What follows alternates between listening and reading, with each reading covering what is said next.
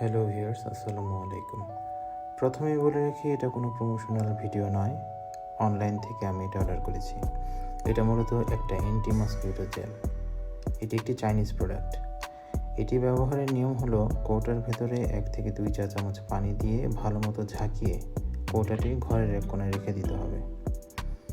এতে মশামাছি দূর হবে, এমনটা এদের দাবি। তো এটা আনবক্সিং করে আমি আপনাদের দেখানোর চেষ্টা করছি প্রোডাক্টটা কেমন।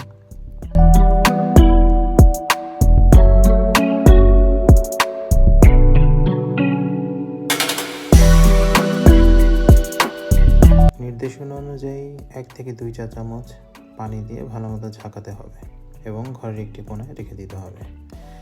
আমি এটি প্রথমে ব্যবহার করে কীরকম রেজাল্ট পেলাম এই ভিডিওর শেষে আপনাদের সাথে সেটা শেয়ার করব।